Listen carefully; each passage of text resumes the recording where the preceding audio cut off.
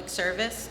I'd like to welcome you to the Educational Forum and Public Statement Hearing for the Dunkirk Generating Facility. First, I'd like to thank SUNY Fredonia for allowing us to use this room and its facilities, and in a moment we'll get a safety briefing from the college. But in the meantime, I just wanted to say that I had with me tonight from the Public Service Commission, Commissioner Greg Sayre, and with the Department of Public Service, I have Administrative Law Judge Kim Harriman, Mr. Steve Keller with the Office of Electric, Gas, and Water, and you've probably met Scott Dean, who's at the table when you walked in. We also have representatives tonight from NRG Energy. Oh, okay, I'll move closer, and National Grid. Before we begin the meeting, I'd like to explain the structure of tonight so that you have an idea of what to expect. From 6 to 7, we'll hold what's called an educational forum or an informational forum. And then beginning at 7, we'll start the formal public statement hearing. During the educational forum, there will be brief presentations about the history of the case and the proposals for the Dunkirk facility. Following the presentations, I'll open the floor up for questions. At 7, I'll turn the meeting over to Judge Harriman, who will begin the formal hearing. Now, to be clear, the difference between the forum and the hearing. In the educational forum, it's designed for the public to have an opportunity to learn more about the commission proceeding, to ask questions, and to clarify factual information about the case.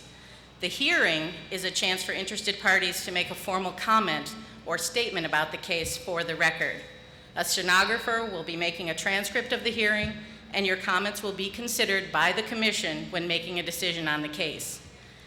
Those wishing to make a statement at the hearing are asked to sign in using the cards that are available at the table when you walked in. Those participating in the forum do not need to sign in. There will not be a record of the forum since it's just a chance to ask questions and get more information. It is not an opportunity to provide opinions or comments. We ask that you hold those to the public statement hearing. Okay. Let me know if she's ready for the briefing. Okay. All right. The school also wanted me to announce that there were some additional seats in the overflow upstairs if anybody's looking for seating. Okay. Before the companies give their presentations, I wanted to give a brief overview of the project and how we arrived at this hearing. In March of 2012, NRG provided notice to the Commission of its intent to mothball the Dunkirk plant. National Grid was advised the Commission that mothballing the plant would impact system reliability. National Grid was directed to work with NRG to ensure reliability in the interim while long-term solutions were evaluated. Last year, the Governor's Energy Highway Task Force, which is made up of chief executives of New York's energy, environment, and economic development agencies, developed a blueprint outlining recommendations for improving the state's energy infrastructure. They issued the blueprint in October 2012, and one of the recommendations was that when a facility that's needed for reliability was proposing to retire, that the electric utility would be required to analyze repowering as an alternative to system upgrades. And Dunkirk was identified as a candidate for repowering. So in January 2013, the New York State Public Service Commission initiated the proceeding to evaluate the repowering for the Dunkirk plant. Okay. Now, the case number 12E0577, in that proceeding, the Commission directed National Grid to compare the costs and benefits of repowering the Dunkirk plant or system upgrades or reinforcements. They also directed NRG Energy to solicit bids regarding support it would need to finance repowering of the plant. They provided that information to National Grid, and National Grid analyzed the information and prepared a report for the Commission with a recommendation for action. As of May, National Grid submitted its report to the Commission and recommended system reinforcements. So that brings us to today. The PSC is seeking public comment on whether to repower the Dunkirk plan or implement system upgrades. So we are now in what we call the public comment period, and there's various ways that the public can comment on the case. The first is the public statement hearing, where you can provide your comments for the record during tonight's hearing. You can also provide your comments in writing to the acting secretary, Jeffrey Cohen, either by sending an email or through regular mail. And the information, the address that you would need, both the email and the regular mail, is actually in the fact sheet that was handed out at the front desk. You can also submit comments online on our website, dps.ny.gov.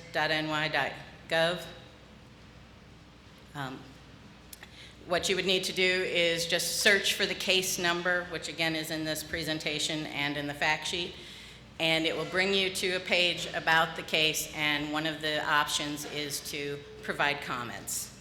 And we also accept comments on our toll-free line, which is an automated system, and your comments will be downloaded and put into the record.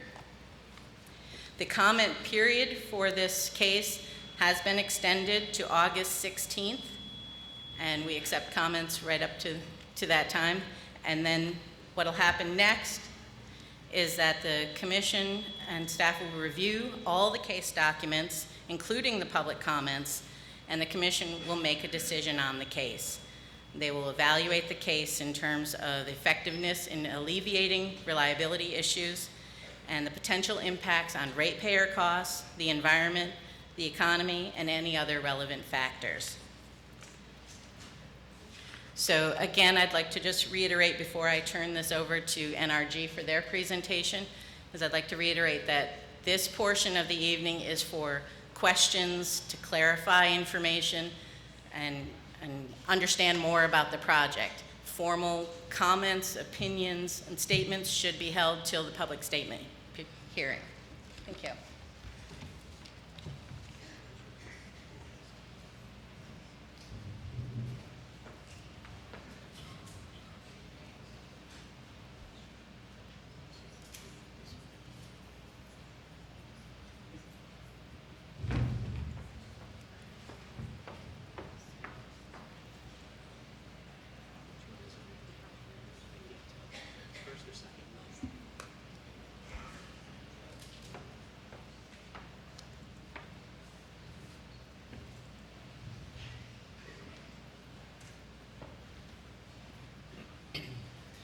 Good evening, my name is John Baylor.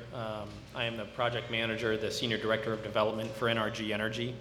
And I'm joined with Lee Davis, who is the senior vice president and regional president of the East region for NRG.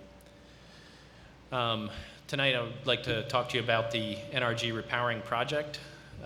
You can advance to the next slide. First, a little history about NRG and the Dunkirk station.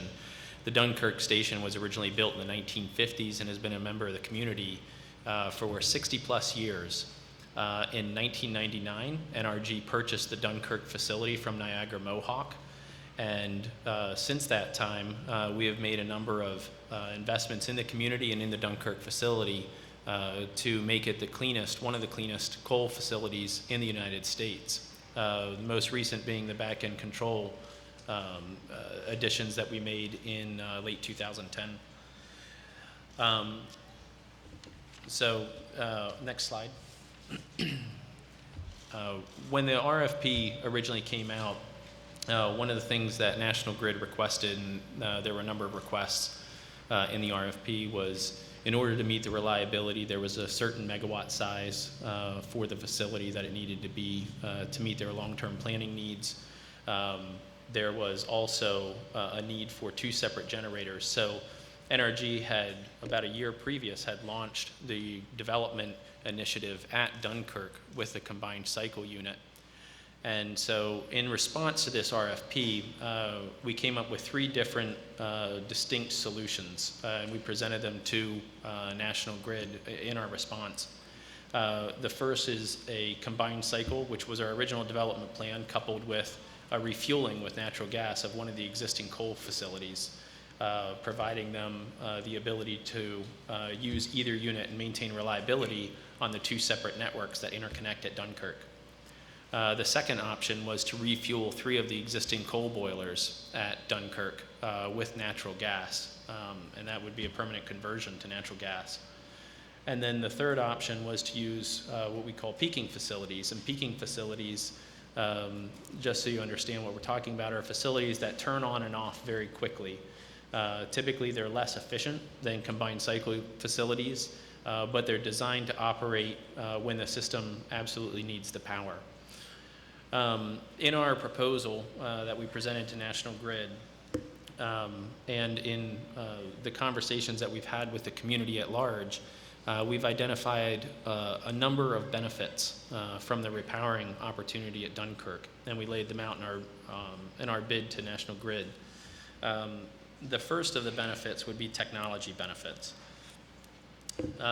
And when we talk about a combined cycle technology, what we're talking about is a unit that is highly efficient. Coal plants today have efficiencies in the 25 to 30% range, which are about the same efficiencies as old car units. We're talking like car units from car engines from the 80s and things like that. Combined cycle technology, because it's highly efficient in the way that it uses natural gas and it captures the heat from the combustion process to create steam, have efficiencies in the 50% range. And to kind of follow along the car analogy, that's more efficient than a Prius today. So it's a quantum leap in efficiency. And so the technology benefit of this is not just from less fuel used, but it's also less emissions, which we'll talk about in just a second. So less fuel also equates to cheaper power produced as well. The second thing that this technology can do is it supports renewables. And the way that a combined cycle unit supports renewables is because renewables typically, when you're talking about wind and solar, are intermittent. Solar only produces when the sun shines.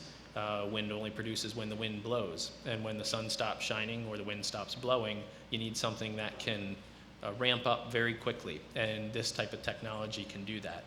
So it's a nice fit with the growing renewable portfolio in New York State. And New York State expects to grow their wind production from about 1,300 megawatts today to nearly 6,000 megawatts in 2030. The next benefit, just to segue, is the environmental benefits.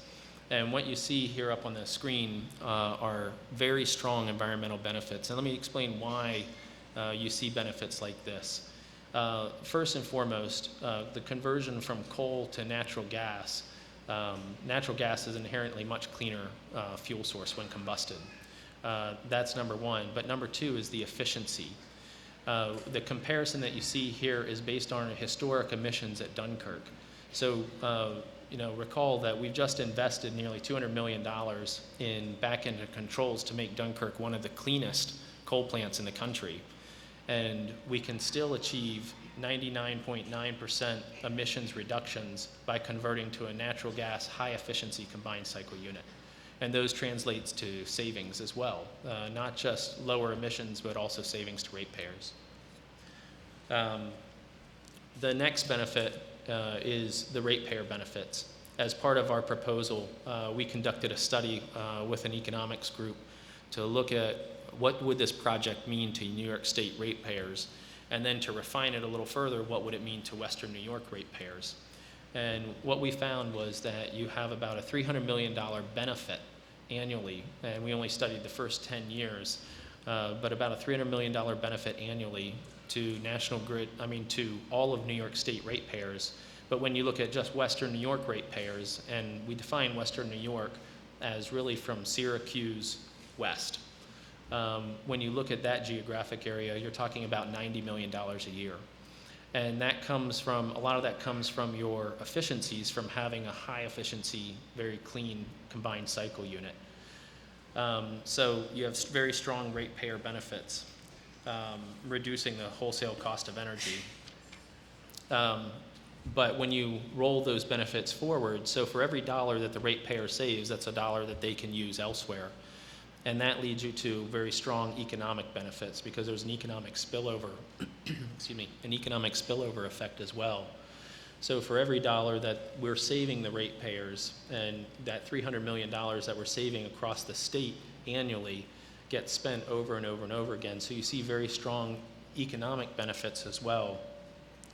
During the construction phase, you're talking about a $500 million investment in the combined cycle, up to 500 construction jobs.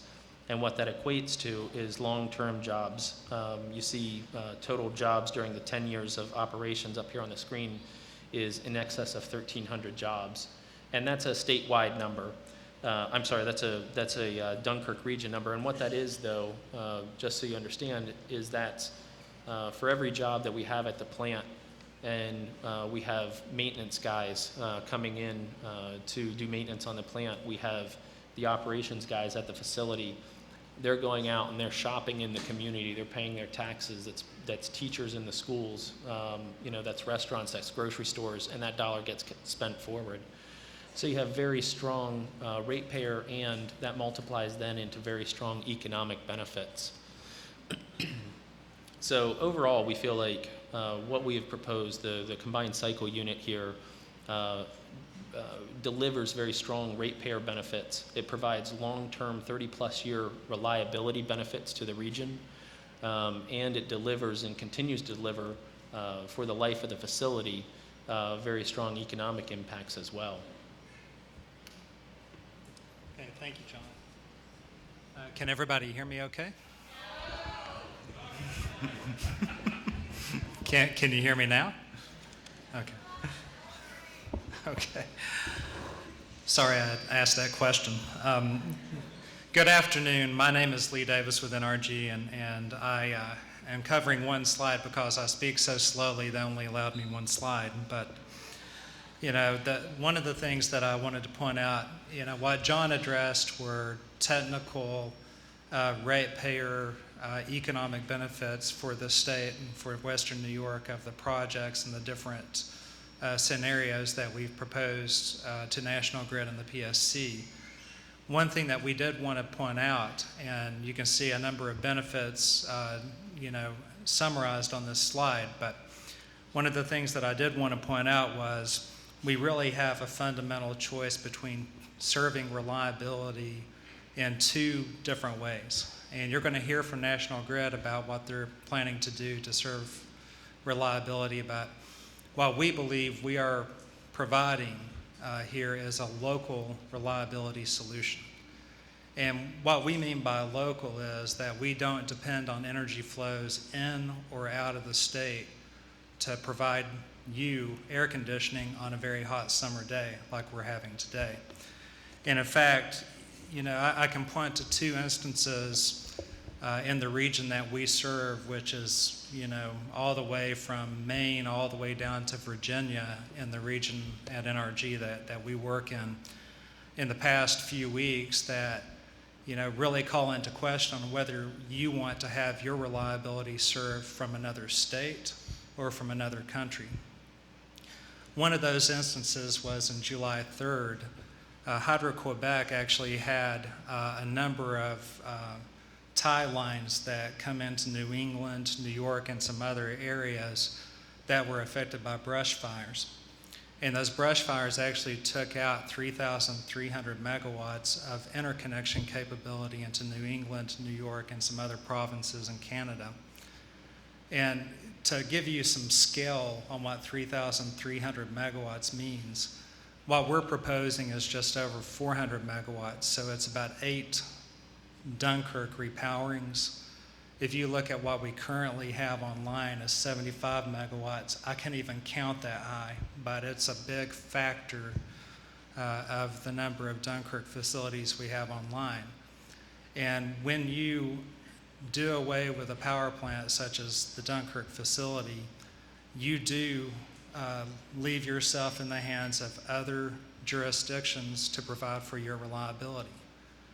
And so what happened on July 3rd was that Hydro-Quebec actually took those lines out of service so that it could restore the service to its own territory. And if that had happened today, I can't even imagine what would have happened. Thank goodness it was during a holiday. But that's the difference, we believe, between local and imported or exported reliability. Another instance that occurred was actually in Pennsylvania, right outside of one of our facilities that we operate in Pennsylvania. And we operate about 2,000 megawatts in a particular area in Pennsylvania, and we were restricted for export of our energy about 3 weeks ago. And the reason was because a transmission tower had crippled over just outside of our power plant. So we weren't allowed to produce electricity to the volume we were capable of. And a lot of that power generation actually flows all across Pennsylvania into other states. And we do have tie lines, which I think National Grid will talk about, between New York and Pennsylvania. And again, you know, when we can control the environmental aspects of a combined cycle facility, for example, and the New York State Department of Environmental Conservation regulates that facility on the environmental side, when the PSC is able to regulate the reliability from that facility and it's locally grown, so to speak, and locally housed, we believe that's the right solution for Dunkirk. And we're very, very happy to be a member of this community, and we sure hope that we're able to continue to be in the long term for you. Thank you.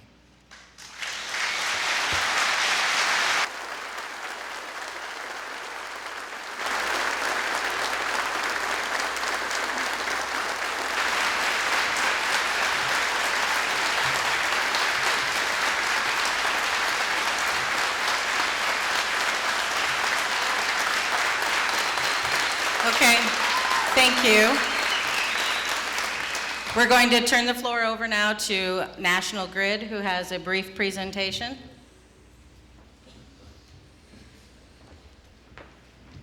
Good evening. Can you guys hear me in the back? I'm seeing a thumbs up, yes?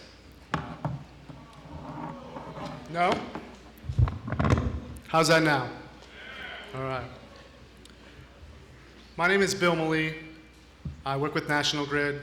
I've been leading the internal teams at National Grid who are looking at the reliability issues here in Southwest New York. My colleague is with me this evening is Dennis Elsenbeck. He's the regional executive for Western New York. My goal for this next 20 minutes is to have an open, honest, and transparent conversation with you. I've talked to a number of you as you came in this evening. One gentleman said, you know, I want to retire in Dunkirk, and I'm concerned about what happens if the plant's not there. I talked to some teachers in the back, and they said, we're concerned about the schools. They had passion about the schools. It's clear that this is a critical issue for the community, and I understand that. National Grid is your electric service provider. We employ 10,000 people in New York State, upstate New York, and over 800 people live and work right here in Western New York. We're going to invest $1.3 billion across New York State over the next 3 years. $460 million of that is right here in Western New York. And we've provided significant rate increase or decreases over the last 2 years. So what does that mean? It means that we live in this community, we work in this community, we're going to be spending lots of money in this community, and we're focused on driving down rates. We're committed to being part of this community. We have 1.6 million customers across New York State. We have 100,000 customers right here in the Southwest region. That's a big part of our total number of customers. We paid over $700 million in property taxes across New York State, and almost $9 million in Chautauqua, Cattaraugus, and Allegheny County last year. And the transmission upgrades we're going to talk about just in a few minutes, we'll add another $1 million in property taxes right here in Western New York. We've also been active in the community. We've given grants, We've given over $600,000 to local companies right here in Chautauqua County. And we support a number of programs here. We support the Dunkirk Festival season. We support the Chamber of Commerce. We support the United Way. We really believe in being part of the community. And we have responsibilities, and those responsibilities are clear. National Grid is responsible for providing safe and reliable power to all of your homes and your businesses. And we have to do that with just and reasonable rates. National Grid is also responsible for facilitating competitive markets and helping customers control their energy usage through either energy efficiency or other programs to try to reduce the amount of energy you're using on a daily basis. It's those responsibilities and NRG's intent to close the facility that bring all of us here tonight. A variety of factors have led NRG to make the choice to mothball the facility. The most predominant one, I believe, is the low price in natural gas. It's made the facility unable to compete in the electricity markets on a regular basis. And that triggered the mothball notice that they submitted in March of 2012. The Dunkirk facility is not required to meet the demand in this area. There's enough generation in this area to meet the local demand for power. However, it does impact National Grid's delivery system. And that impact on our delivery system required us to take immediate action. That action was to enter into a contract with NRG on a short-term basis to make sure we could safely and reliably deliver your power. So let me talk to you a little bit more detail about the actual technical issues that we're trying to solve. So I have a map up here. Everyone, if you have a presentation, you probably have it in your presentation. The first technical issue we're trying to solve is there's a lot of generation way up here above Buffalo in the Niagara area, and that generation flows in two directions typically. One is to the east, and one is down to the south. Without Dunkirk in service, that power overloads our transmission lines, and we need to take action to reduce the flows on those transmission lines so we can deliver power. That's the first issue we have to try to solve. The second issue we're trying to solve is what we call a low voltage problem. This circle here, there's an electrical loop here in the southwest. It starts in Dunkirk, goes down to Jamestown, over to Olean, up to Arcade, over to West Seneca, and back to Dunkirk. If at any point in time, especially when there's specific contingencies that happen on the system, that loop is broken, we get this condition called low voltage, which has to be addressed. I was talking to John in the back of the room earlier, and he said, it's not really a technical issue, but where does the power come from if Dunkirk closes? And the truth is, no one really knows where the replacement power will come from. That the market operates on a day-to-day basis, and the power will come from the next least expensive source. But I can tell you a number of facts. First, National Grid does not have any direct contracts with Canadian suppliers or suppliers in Pennsylvania to purchase power and import it into Western New York. The second fact is there's enough generation in Western New York right now to meet all the needs and demands in Western New York. We looked at these issues and identified them based on the mothball notice that was submitted by NRG. So our journey begins there. As soon as that mothball notice came in, we studied, we found that there was a reliability problem, and we based that decision to move forward and implement immediate action on the criticality of the issue. And we signed a contract with NRG to keep the plant at least partially operational until 2015. In parallel, the Public Service Commission started a formal proceeding to look at all of the different possible solutions on a long-term basis. And in May, we submitted our recommendation and our analysis in that proceeding.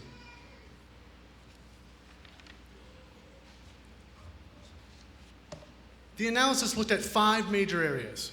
First was reliability. This is, can we safely and reliably deliver your power every day? The second was the cost to our customers. What's the impact, the bottom line impact to our customers? Third was the impact on the energy markets. Now, I'm going to be honest, this is probably the most complex issue that we studied. The energy markets are very difficult to understand. They're very complex. But we did analyze the impacts on the markets. We also looked at the regional impacts, the regional economic impacts. What does it mean to Dunkirk? What does it mean in your backyard for each of these proposals?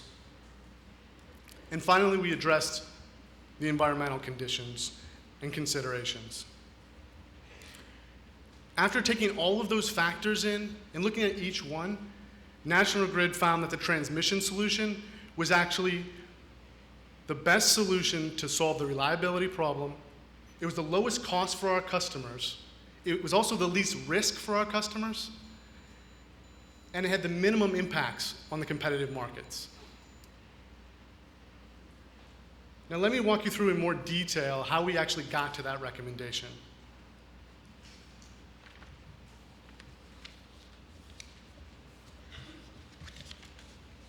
First, we reviewed all 4 possible solutions. There were 3 different repowering solutions, and the folks from NRG have explained each of those to you.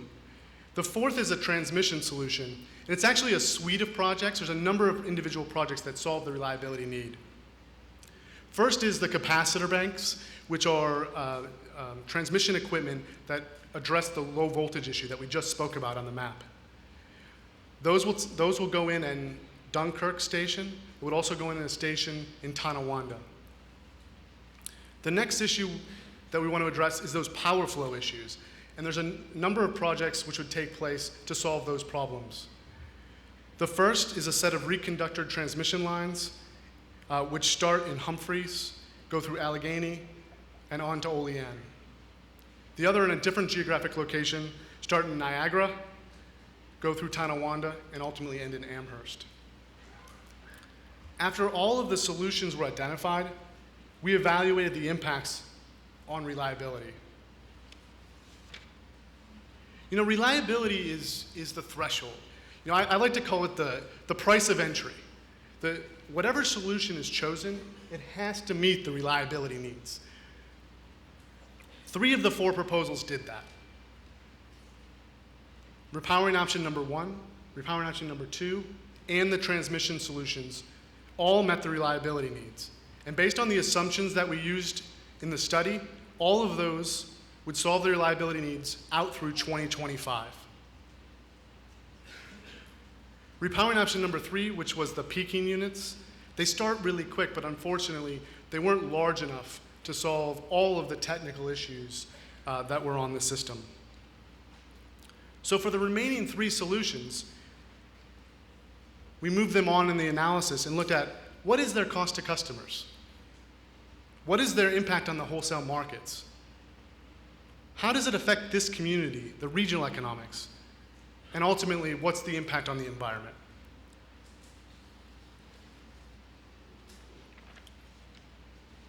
So to provide an example of the impact of the cost, we looked at a snapshot in the year 2018. If the transmission solutions are chosen, residential customers will see just less than 1% increase on their electric delivery bills. And large industrial customers will see just a little bit more than 1% increase on their delivery bills. When you compare that to the repowering option, specifically repowering option number 1, residential customers will see a 3.5% increase in their bills. And large industrials will see almost a 10% increase in their delivery bills. And if the market rules change during the length of the contract, and these market rules are actually being debated at the federal level right now, residential customers could see a 5% increase in their delivery bill. And businesses could see a 14% increase. There's not many businesses right now who can withstand a 10 or a 14% increase. The costs for repowering are significant. The transmission upgrades are 3 to 7 times less expensive than the repowering options. So let's talk a little bit about the wholesale markets. The wholesale markets in New York are affected by prices not only from generators like the Dunkirk facility, which operate locally, but also generators that operate statewide. And they're also impacted by other regions, whether it be flows into our region of New York or other generators that operate outside the region. The competitive market actually sets the price of energy. And those markets have been driving down prices. You know, National Grid plays an important role in promoting market competition. We connect all the generators to the system, and then we allow them to participate in the competitive market by delivering their power to that marketplace. So if that's the way the market works, you know, the next logical question is, well, what happens when you add generation? The addition of new generation, especially efficient generation, can absolutely drive down the cost of electricity. However, subsidized generation, like we're talking about here, where National Grid ratepayers and customers would be responsible for funding the entire plant, can actually cause closures of other generators in the region.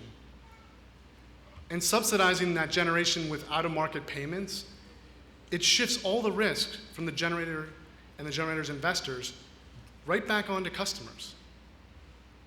The generator is going to collect all of their costs and their profits through a guaranteed contract, which all of us have to pay for.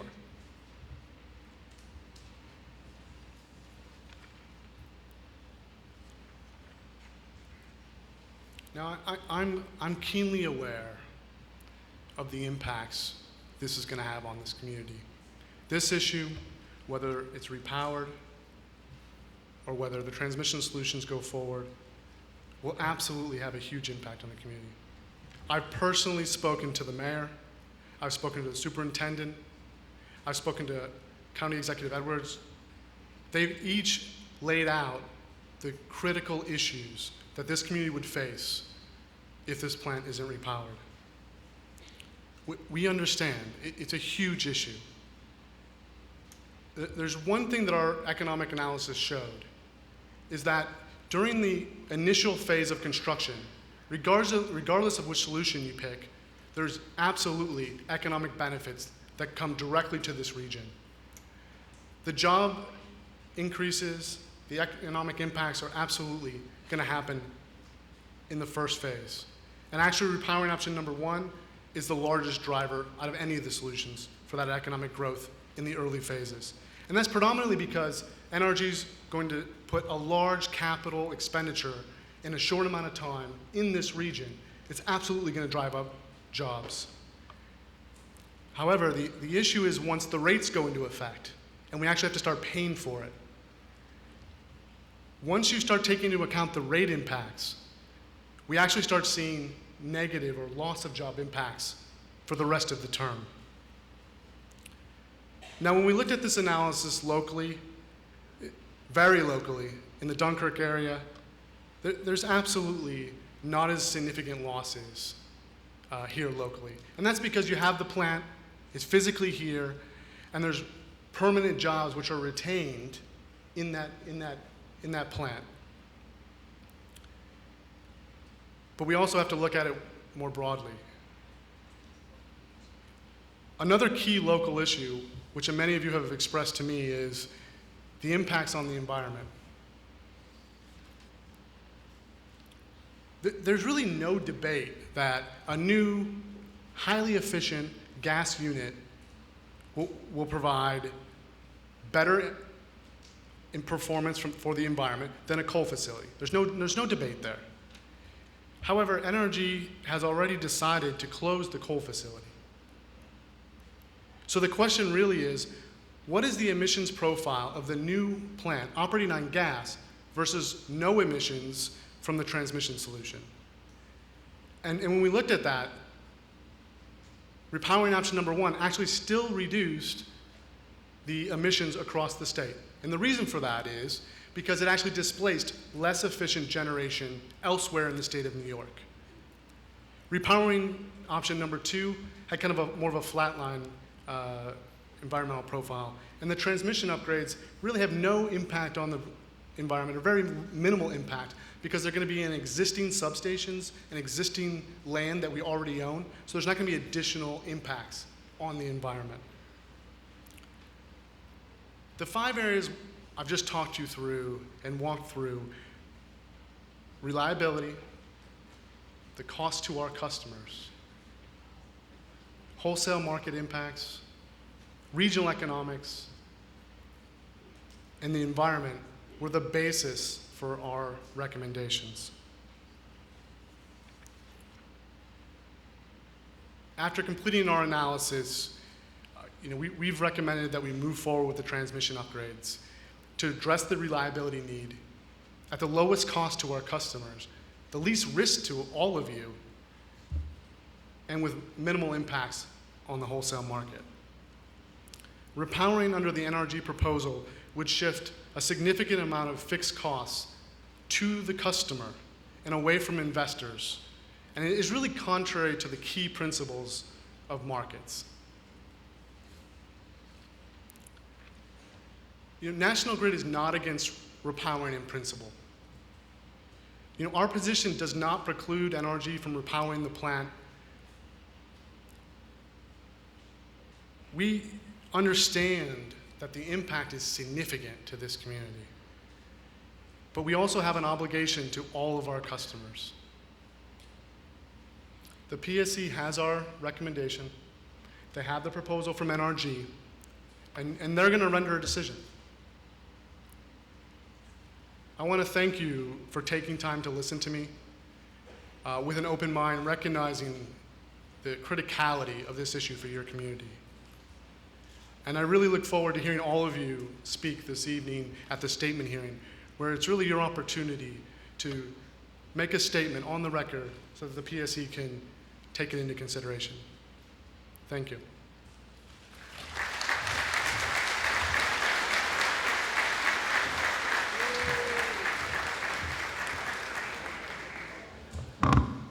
Thank you. Now, I know we're running a bit behind, so I just want to reiterate that if you plan to make a statement or share your opinion on the case or make a comment, please hold that to the official public statement hearing. We're going to open up the floor now to questions about what you've heard tonight, and I would like to ask you to come to the microphone because this is going to be very hard to hear if you're in the back of the room. Thank you.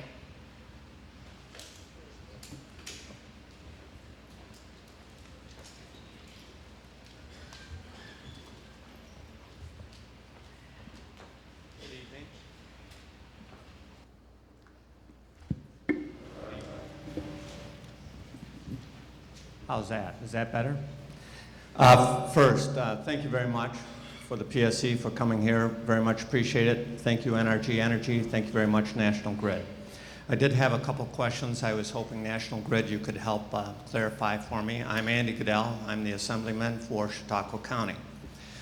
You mentioned during your testimony that National Grid doesn't know where the power will come from to replace the power that's currently being produced by the Dunkirk plant. My question, I have a couple. First, if you don't know where the power is coming from, then how do you know which transmission lines you need to upgrade?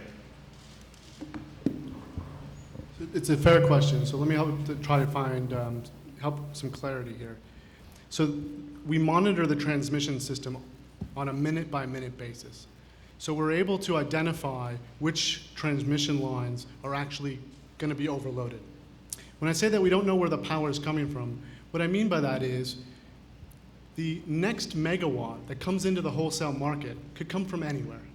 It's the next most efficient megawatt or energy, piece of energy that's going to be available. And so that's what I mean by you don't know where it's going to come from, because it could be here in Western New York, but it also could be across the state.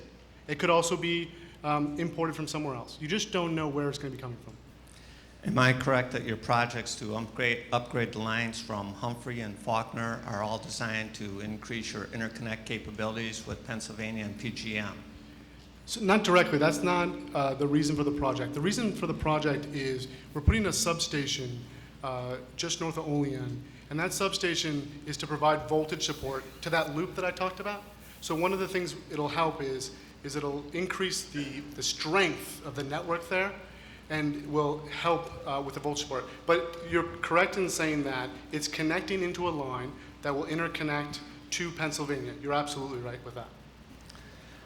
You mentioned that under your analysis, the cost of power might go up for ratepayers if the NRG project goes forward, but not as much if your project goes forward. But correct me if I'm mistaken.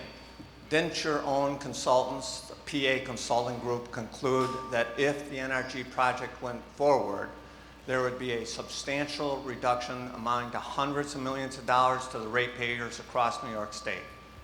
So thank you for giving me an opportunity to clarify, because I think this is a confusing issue. What energy is talking about and what you've raised is the price of energy. What I'm talking about is the actual cost to deliver that energy, and the delivery cost will absolutely increase. But your PA consultants concluded that both the cost of energy as well as capacity costs would both go down under the energy proposal, didn't it? Yeah, I think anytime you add in efficient generation, you will see the market respond with lower prices. The question is, if it's subsidized generation, will that impact and ultimately force other generators to retire, which just then drives the price back up? When you talk about subsidized generation, Yeah. obviously, if the cost that's being quoted by NRG is below current market rates, even though it's an off-market contract, meaning you're not buying it on the spot market, or you're not buying it through ISO, that would not make it subsidized, correct? It's only subsidized if the cost quoted by NRG is higher than the cost you could buy alternative power for, correct? I think that's a fair definition.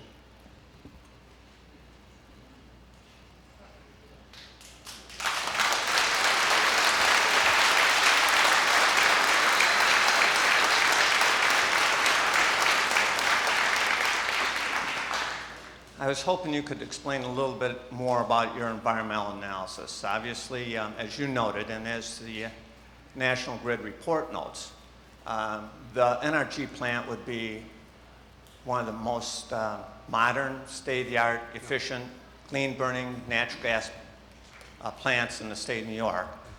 And the estimated reductions in pollutants were dramatic over the existing plant, certainly. Yeah, and that's absolutely right. And that's what I said up front, is that there's no debate that if you compare a coal facility built in 1950 and a new state-of-the-art combustion turbine, it's going to have a better impact or a less of a footprint on the environment, if you will. Now, if the Dunkirk plant's shut down, obviously through your transmission upgrades, you're going to be replacing the power from power produced somewhere else. Isn't the correct environmental analysis comparing the environmental footprint of the alternative power compared to the environmental footprint of the proposed NRG plant? Yes, and that's what was done. But your statement suggests that eliminating the plant will eliminate air pollution, and that only would occur if you're buying power that is produced by an even cleaner source of energy. Isn't that correct? That is correct. So my statement was that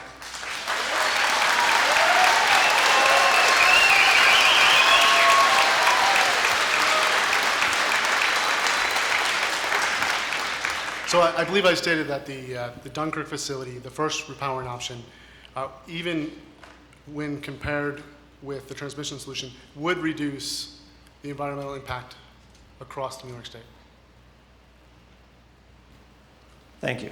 Thank you.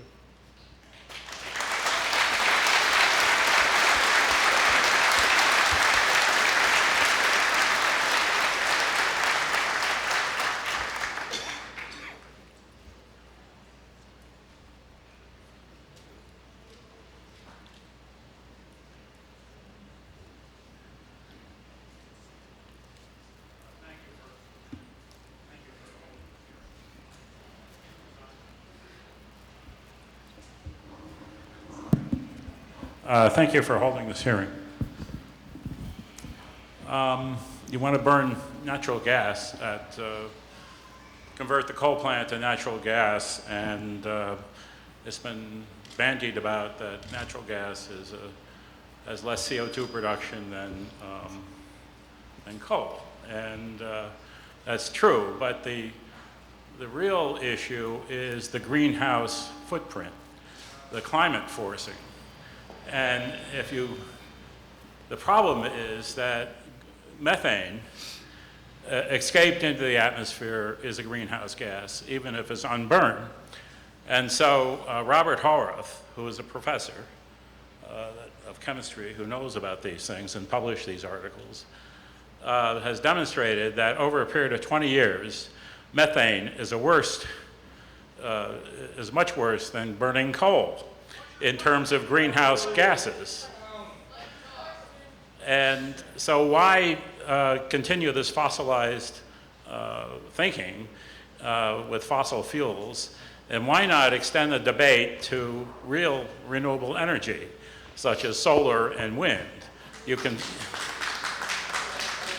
and if Mark Jacobson a few months ago and his colleagues published a paper demonstrating how New York State can get all its electrical energy from renewables by overbuilding renewables, sprinkling them throughout the state. And I want to know why the Public Service Commission did not analyze their paper. Mark Jacobson thinks that it can be done in 17 years.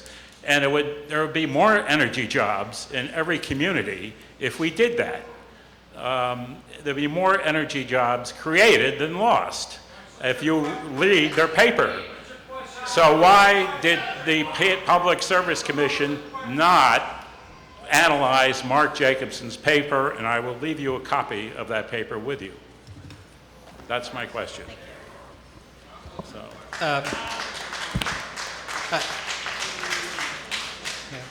I'd like to respond to some of those remarks with a little bit about NRG. You know, we do operate coal facilities across the nation. We also operate natural gas, oil, wind, and a heck of a lot of solar. In fact, we single-handedly have installed more solar in the U.S. than anybody. And we can certainly do that here.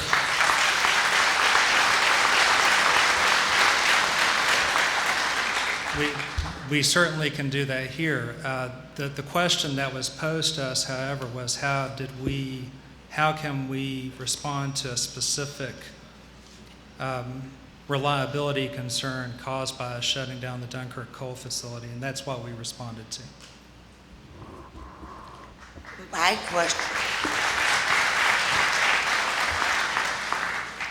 My question is, why is this doing it now? And the impact what is going to happen on the citizens of Dunkirk and all the residents. You say Pennsylvania. Well, what about Western New York? We pay taxes, we pay delivery charges. Everybody's different, the businesses are different, the residents are different. Now, my question is, why all of a sudden this is happening? It just happened so fast that nobody's really comprehending all this. I tried to educate myself more than I could do. But I don't talk in front of people, but this is making me mad because our taxes and our groceries and everything's going higher. How do we learn to live in this world? I'd like to know.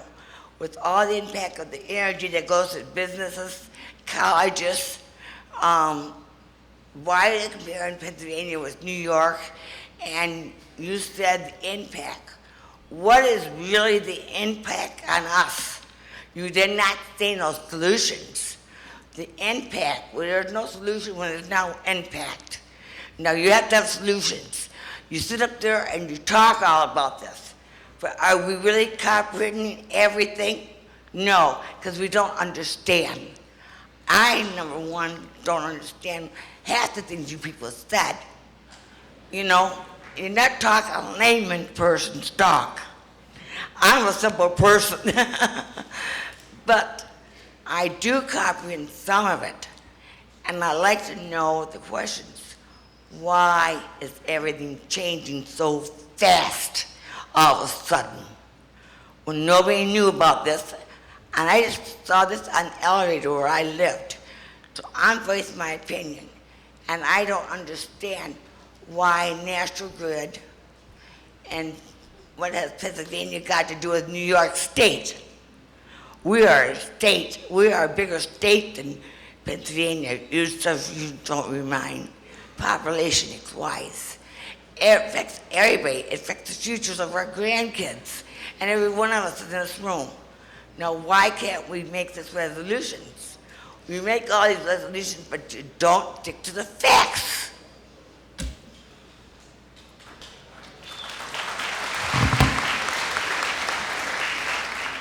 Thank you for your comment, ma'am. One thing I would like to reiterate is that we did extend the comment period to August 16th. So tonight is not your only opportunity to review the materials, to understand what the project is all about, and comment. You have until August 16th to give us your statements about this case. I'd invite you also to, at the public statement hearing, make the same statement that you just did, that you're about your concerns, so that it can go into the official record. Thank you. Yep.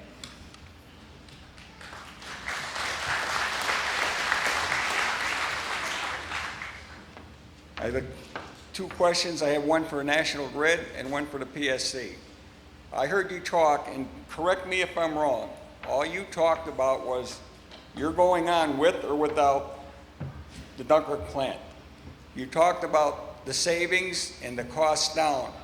Was that savings only to your bill-paying customers? So the cost analysis that I talked about was for all of the National Grid customers who have delivery, pay an electric bill. Yes. What are you doing to help keep this plant here?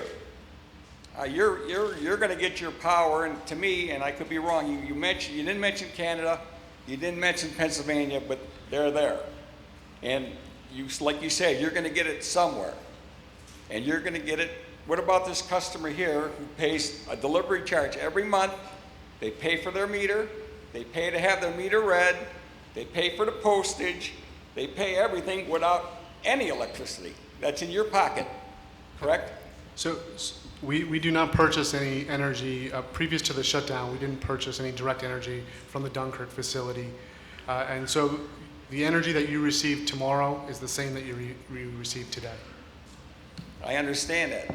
But what is your role in keeping the plant here? Other than wishing that they go to the third phase, which is the emergency startup, which would cut the manpower and probably the facility down, correct? So our role and our responsibility is to deliver power at the just and reasonable rates. So the recommendation that we make, we believe is in the best interest of our customers. With or without the Dunkirk plant? So we're recommending the transmission solution so that Nrg could still repower the plant. What we're recommending is that National Grid customers do not subsidize the Dunkirk facility. The Dunkirk facility could still stay operational if Nrg chose to do that. But most people here know that transmission attachments are to get cheaper power from different sources. You're not going to change your lines just to make them newer or quicker. You're going to make them easier to get cheaper power, correct? No, the transmission upgrades are to solve the reliability problem that I spoke about on the map. There's two specific technical issues that are going on, and the transmission upgrades that we're suggesting solve those two issues. Okay, now I know where you stand. Clarification, Public Service Commission, PERTA Act 72, NUGs. Could, if worse come to worse, in Dunkirk, and they would be a qualifier, could Dunkirk become a NUG and force someone to buy their power? And the 210 revisions said the PERTA Act was put in specifically not to buy power from outside the United States, correct? So if you was to buy power from Canada, you're in violation of an act. Or, am I correct or not? That's it.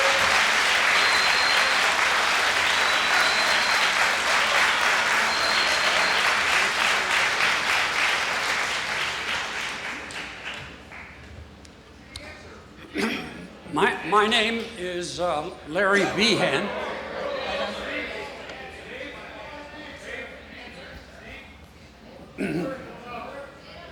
My name is Larry Behan. Excuse me, sir. I, Is your mic? excuse me. As far as the last person goes, maybe if we can get the questions again. Now, as far as the NUG rules and PURPA go, there have been amendments to that law. We don't have someone here that ordinarily works on NUGs. NUGs are small units that operate. The whole idea was they were operating on a subsidized basis when they were built. The federal government said, you will be paid at least 6 cents a kilowatt hour for your power, even if it costs less than that. Even if nobody else is getting it, you will get that payment rate. There have been changes since, Dunkirk was a utility plant at the time, so it did not qualify. Whether it subsequently qualified, I don't know. I really don't know. But if we could get the question again, because there were some things in there that I didn't fully comprehend. The question about Canada and power from Canada, that really has nothing to do with NUGs, because the power would be bought on the open market, and the power is actually, the generating units are dispatched, which means they're chosen by the New York ISO, which decides how to make the cheapest solution, the cheapest solution to satisfy the power needs at any instant in time. And they will commit units, which means they'll tell them they have to start up, they will tell them how much they have to generate, and they will tell them when. National Grid or any entity that supplies power to you, some may have somebody else, an independent supplier, any other utility gets the power from the New York ISO. So in general, if power is needed, the ISO will make that decision. The only decision that has been happening here is that when there have been reliability problems at the lower voltages in this area, then National Grid has told the ISO, we need a plant to run. In this case, at times they've said, we need Dunkirk to run, so that we don't have low voltage, operational problems. So that's their impact in terms of running plants in this area. But then correct me if I'm wrong, in 2002, the British government notified the PSC that they're building many reliable, clean power stations to supply us with needed power. And when I did say that, I said, when them guys go to Canada, that should never happen. You should not allow that. They want to go to Pennsylvania? Okay. Okay, that's Canada, so, no. I understand, and I think you're right, but they don't. They could go and make an agreement with somebody in another area under a firm contract. My understanding, what I heard today, is they haven't done that yet. Now, I don't know what's going to happen in the future. That's why I brought it up for you. Keep an eye. We'll keep it in them mind. guys. And I would invite you to put in writing what you said and submit it to the commission. Before we take the next question, I would like to make a process note. We have 80 people who have signed up to make statements at the public statement hearing. So I'd like to sort of move this along so that we can get to the public statement hearing. So unless you have a question that hasn't really been addressed yet or is truly a question and not a statement, could you hold that for the public statement hearing? So. has NRG done an analysis of the cost of power over the next 50 years if you would take that $506 million and invest it in approximately 120 wind turbines? They cost about $3.5 million apiece. That would give you 280 kilowatts or megawatts of power, which would require you're buying no more gas or coal. Your fuel would be wind and would be free during that 50 years. Would that approach not bring power to this area at a much less expensive rate than continuing to burn gas? Yeah, yes, sir. That's a great question. We actually have looked at the economics of natural gas, coal, nuclear, wind, and solar. And if you look at how wind competes against natural gas, for example, given the cost of natural gas today, it's by far the cheapest form of dispatchable generation. Now, when you look at solar, wind, and other forms of fossil fuels, we have found that solar by far is much more competitive than wind energy. In fact, we not only have found that, but about 2,000 megawatts worth of customers have found that out west, where they've invested wholeheartedly in solar. Our company is very willing to deploy any type of technology that makes economic sense. In fact, we have one of our team members is here today that has spent a lot of her time on this. We've been very actively trying to develop offshore wind off the coast of Maryland and Delaware and New York as well. And just given the cost of natural gas, it's just not competitive today. But we continue to look to develop those technologies, and when they're deployable, we'll deploy them.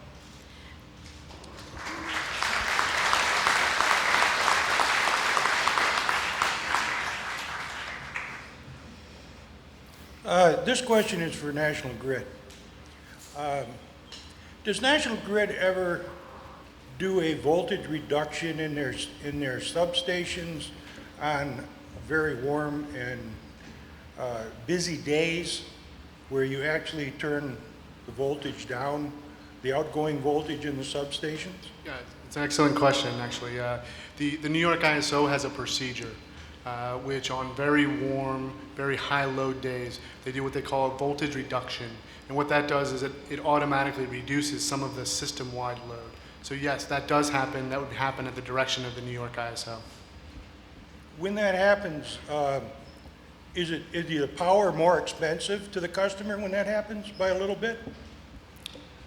So I'm not aware of any direct relationship between voltage reduction and the price of power. However, those voltage reductions typically happen on very hot peak days when power prices are generally higher. But there's no direct correlation that I'm aware of between that voltage reduction and the price of power. You made reference to capacitors on that special loop line. We're referring to the 141, 142 line and the 161, 162 line. That's half of that loop, correct? So it's part of the loop on the northern side, yeah. But the loop actually, goes all the way around through Jamestown, up Dolan, around here. Is there a set of capacitors on that line right now? A large set of capacitors? So the capacitors aren't located on the lines, but there are large capacitors in the substations in that electrical loop already. That's correct. Right, because I happened to build a set back in 1983 or 4 out on New Road for those specific lines, and it seems as though they're not working anymore. So why would we want to put more capacitors on that line rather than rebuild the line? Yeah, so there's, it's not that the capacitors aren't working any longer. We need additional capacitors. So all of the ones that are there now will continue to be there. It seems as though if National Grid would have rebuilt those lines back in the 80s, instead of taking a Band-Aid effect, then the Dunkirk steam plant could have transmitted a lot more power, and your reliability problems would have been solved back in the 80s. The reason why I know is because I built the substation over on New Road. I'm very familiar with the situation. Thank you.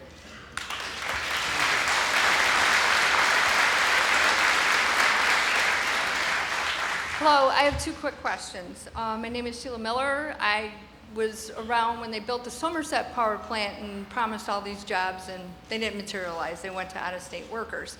However, I would like to know if geothermal was considered, is my first question, in powering this plant instead of natural gas? No. No, geothermal was not considered? No. Okay. I would probably submit that to the Public Service Commission, as well as you based your economic benefits on the current price of natural gas. Are you aware that the current price of natural gas is $2 to $3 MCF? And for the drillers, the energy companies, to recoup their cost for drilling, it has to be $5 MCF. So the energy companies are going out and pushing for power plants to convert to natural gas, cars to convert to natural gas.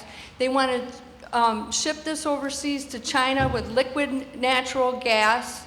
We only currently have a supply of, they downgraded it to 50 years at current consumption rates. So if we convert this power plant, they ship overseas, they're building cracker plants in Pennsylvania and Ohio for natural gas, won't essentially the price of natural gas go up? And when it goes up, won't that be passed on to the taxpayers? They're talking at least $9 MCF or $10 MCF. That's 3-4 times what they're paying now. Would the price go up? Actually, in this study, we did assume rising natural gas prices. There are forward markets that currently are very liquid, that trade natural gas. So we considered that in the study. So when you look at the $300 million of annual ratepayer savings, that does include the rising cost of natural gas. But as we talked about, there are ways to hedge your natural gas costs, and you could certainly do this with this plant. You know, I would point out, though, that... Did you do a supply, too? If current supply is only 50 years at current consumption levels and increased consumption, doesn't the current supply degrade? You know, we looked at the demand of natural gas and the supply of natural gas in those studies and in those forecasts. They're not just, we don't develop those forecasts ourselves. We're not in the natural gas business. We go to external parties who look at the natural gas supply and demand balance. And, you know, we did it, National Grid did it in their study as well. Okay, but you don't know at what consumption rates? Right. Current consumption rates? And Projected. I would invite you, ma'am, to send in a written comment, absolutely. written statement Thank with you. those I just questions. wanted, I wanted to know what the rate was currently, Sure. the study was done at. Thank you.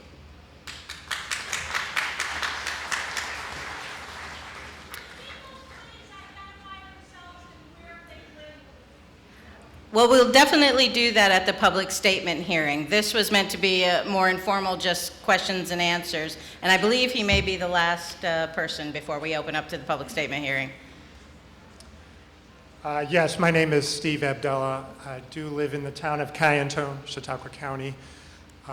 Just a brief question for the NRG representatives. If they could briefly describe any disagreement they have with National Grid's financial analysis, whether that be as to the rate projections or economic impacts. Thank you. Briefly? Okay. So I'll take a crack at it, and Lee can jump in whenever he likes. We had a number of different disagreements about the way that the study was conducted, and we filed those in public testimony with the PSC just a couple weeks ago. Predominantly, there was a lot of disagreement about what the level of benefits were for New York State ratepayers. NRG's evaluation demonstrated $300 million of total New York State ratepayer benefits,